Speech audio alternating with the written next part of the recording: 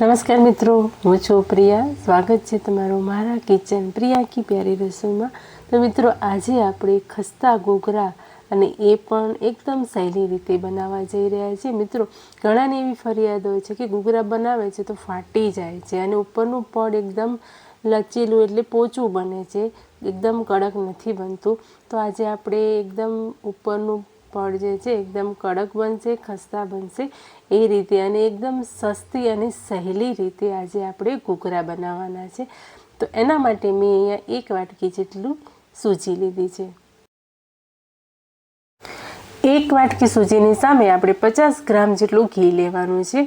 તો ઘી પહેલાં આપણે થોડું લેવાનું છે. તો હું 1 મોટી ચમચી જેટલું પહેલાં ઘી લઈશ અને આપણે આને ગેસ પર મૂકી દઈશું અને ધીમા તાપે આપણે શેકવાની છે સૂજીને. જો તમારી જોડે જાડી એટલે કે મોટા દાણાવાળી સૂજી છે તો તમે મિક્સરમાં આને થોડીક ક્રશ કરી લો એટલે એકદમ ઝીણી થઈ જશે. અને સરસ એવી શેકવાની છે. શેકવાથી આનું ટેસ્ટ ખૂબ જ સરસ આવતો હોય છે, એટલે થોડીક બ્રાઉન થાય એટલી આપણે આને શેકવાની છે. અને ઘૂઘરામાં સૂજીનું શેકવું એ ખૂબ જ મેઇન પાર્ટ છે, એટલા માટે આને સારી રીતે શેકવું જરૂરી છે. તો અહીંયા થોડીક શેકાઈ જાય એના પછી આપણે આની અંદર ટોપરાનું છીણ ઉમેરવાનું છે. તો હું અડધી વાટકી જેટલું ટોપરાનું છીણ લઈશ. જો તમને ટોપરાનું છીણ વધારે પસંદ છે તો તમે થોડું વધારે પણ એડ કરી શકો છો. અને ફરીથી હું 1 મોટી ચમચી જેટલું ઘી લઈશ અને આપણે ફરીથી આને મિક્સ કરી દેવાનું છે અને ધીમા તાપે જ આપણે આને હલાવતા રહેવાનું છે. અને પછી તરત જ આપણે ડ્રાયફ્રૂટ ઉમેરી દેવાના છે. ડ્રાયફ્રૂટને આપણે અલગથી શેકવાના નથી, એટલે કે અલગથી આપણે ઘીમાં નથી સાંતળવાના. આવી જ રીતે તમે ડાયરેક્ટ જ આ સૂજીની અંદર જ એડ કરી શકો છો. જો અલગ રીતે તમે કરશો ને તો એમાં ટાઈમ પણ ખૂબ જાય છે અને વાસણ પણ ઘણા બધા બગડે છે. એટલા માટે આપણે સૂજી, ટોપરું અને ડ્રાયફ્રૂટ બધું સાથે જ એકસાથે જ આપણે શેકી લઈશું. સૂજી થોડી શેકાઈ જાય એના પછી આપણે ડ્રાયફ્રૂટ ઉમેરી દીધા, ટોપરાનું છીણ ઉમેરી દીધું અને અહીંયા છેલ્લે મેં અહીંયા ઇલાયચીનો પાવડર ઉમેર્યો છે. જો તમને જાયફળ ગમે છે તો જાયફળ પણ તમે થોડું અડધી ચમચી જેટલું એડ કરી શકો છો. અને હવે આપણે ઘૂઘરાના ઉપરના પડ માટે લોટ બાંધવાનો છે. તો એના માટે મેં અહીંયા 500 ગ્રામ જેટલો મેંદો લીધો છે. હું તમને અહીંયા વાટકીના માપથી માપીને બતાવું છું. જો તમારી જોડે છૂટક લોટ છે અને ગ્રામની ખબર નથી તો આવી રીતે તમે વાટકીના માપથી તમે મેઝરમેન્ટ કરી શકો છો. તો અહીંયા 3 વાટકી જેટલો લોટ થાય છે અને આપણે ઘીનું મોણ જ ઉમેરવાનું છે. અત્યારે હવે ઘીને આપણે ગરમ કરી લેવાનું છે. ગરમ કરી અને 4 મોટી ચમચી જેટલું આપણે આની અંદર મોણ એડ કરવાનું છે. અને મોણ જો સારું હશે ને તો જ ઘૂઘરાનું પડ એકદમ ખસ્તા બનશે. અને અહીંયા મેં 2 ચમચી જેટલી ખાંડને ઓગાળી લીધી છે પાણીમાં, અને એ મીઠાશવાળું પાણી આપણે આ લોટની અંદર ઉમેરવાનું છે, જેથી ઉપરનું પડ એકદમ મોળું ના લાગે. એટલા માટે જો તમારે ખાંડ પસંદ નથી, તમારે એમનેમ જ ઉપરનું પડ મોળું જ રાખવું છે, તો તમે આ ખાંડ જે મેં ઉમેરી એને તમે સ્કીપ કરી શકો છો. પછી આપણે થોડું પાણી ઉમેરીને પૂરીના લોટ જેવો લોટ બાંધવાનો છે અહીંયા. અને લાસ્ટમાં આપણે અડધી ચમચી જેટલું ઘી ઉમેરી અને આવી રીતે એને મસળી લેવાનું છે લોટને 1 મિનિટ માટે. તો અત્યારે લોટ સરસ એવો બંધાઈ ગયો છે, તમે જોઈ શકો છો કે કેવો થયો છે.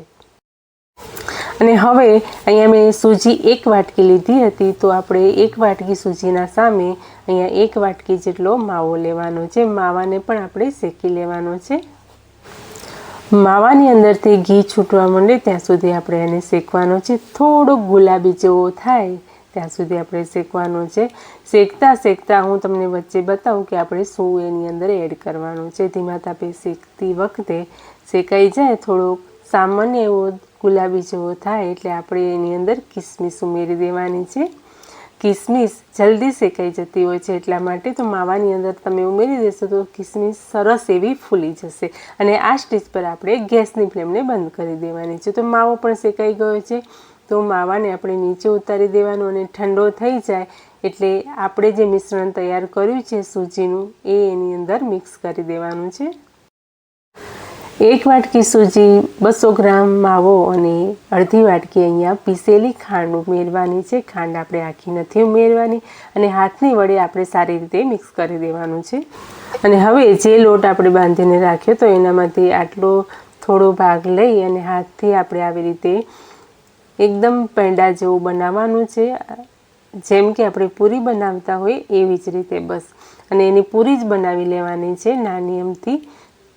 બસ આવી રીતે આપણે પૂરી બનાવવાની છે. અને જો તમે હાથની મદદથી જ બનાવવા માંગતા હો તો હાથોથી બનાવી શકો છો, પરંતુ મારી જોડે બીબું છે તો હું બીબામાં જ બનાવીશ, કેમ કે બીબામાં ફટાફટ બની જાય છે. તો આવી રીતે બીબામાં આપણે મૂકી દઈશું રોટલીને, અને એની મિડલમાં 1 ચમચી ભરીને આપણે જે મિશ્રણ તૈયાર કર્યું છે અંદરનો માવો એ આપણે ભરવાનું છે. અને પછી આંગળીની મદદથી આવી રીતે અંદરનું જે મિશ્રણ છે એને આમ દબાવી દેવાનું છે, જેથી બહારની સાઈડ નીકળે નહીં. અને પછી કિનારી પર આપણે આંગળીની મદદથી પાણી લગાવી દેવાનું છે અને બીબાને બંધ કરીને હાથની મદદથી આવી રીતે પ્રેસ કરવાનું છે. મેં અહીંયા રોટલી મોટી એટલા માટે વણી છે કે જો તમે નવા છો અને પહેલી વખત ઘૂઘરા બનાવો છો ને તો આવી રીતે મોટી રોટલી બનાવશો ને તો બહારનું પડ જે છે એ સરસ આવી રીતે નીકળી જશે અને ઘૂઘરો ફાટવા કે તૂટવાની બીક જરા પણ રહેશે નહીં અને સરસ એવો બની જશે. તમે અહીંયા જોઈ શકો છો. અને સાઈડનો થોડોક ભાગ રહી ગયો છે તો હું હાથોથી આવી રીતે અંદર પ્રેસ કરી દઈશ તો સરસ એવો ઘૂઘરો બનીને તૈયાર થઈ ગયો છે. આવી જ રીતે આપણે બધા જ ઘૂઘરા તૈયાર કરી લેવાના છે. તો મેં અહીંયા બધા જ ઘૂઘરા તૈયાર કરી લીધા છે અને તમે જોઈ શકો છો કે હજી આપણે ફ્રાય નથી કર્યા છતાં પણ કેટલા દેખાવમાં સરસ દેખાઈ રહ્યા છે. તો હવે આપણે તેલને અહીંયા ગરમ કરવા મૂકી દીધું છે. હલકું ગરમ થાય એટલે આપણે જેટલા અંદર તેલમાં સમાય એટલા ઘૂઘરા આપણે એડ કરવાના છે અને પછી ધીમા તાપે જ આપણે આને તળી લેવાના છે.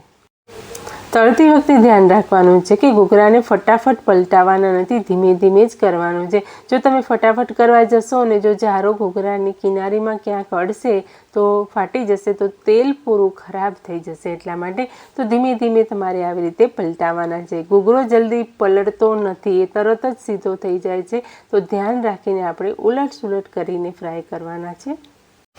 અને મિત્રો, જો તમે પહેલી વખત ઘૂઘરા બનાવો છો ને તો પણ તમે બનાવી લેશો. જો તમે આવી રીતે બનાવશો ને જલ્દીથી બની જશે, સમય પણ ઓછો લાગશે. અને જો તમે નવા છો તો તમે પણ ખુશ થઈ જશો કે મેં આજે મારી જાતે ઘૂઘરા બનાવ્યા છે અને એક પણ ઘૂઘરો તૂટ્યો નથી. તો આવી રીતે બનાવશો ને એક પણ ઘૂઘરો તમારો તૂટશે નહીં અને તમે નવા છો એ તમને જરા પણ ખબર નહીં પડે. તો મિત્રો, આ દિવાળીએ તમે આવી રીતે ઘૂઘરા જરૂરથી બનાવજો. તમને પણ લાગશે કે ખરેખર ઘૂઘરા બનાવવા એકદમ સહેલા છે. તો મિત્રો, આજની આ ઘૂઘરાની રેસીપી તમને કેવી લાગી? જો જરા પણ ગમી હોય ને તો પ્લીઝ વિડીયો પર લાઇક, શેર, કમેન્ટ જરૂરથી કરજો. અને ચેનલ પર નવા છો તો ચેનલને સબસ્ક્રાઈબ કરી બેલ આઇકન પર પ્રેસ કરવાનું ભૂલતા નહીં.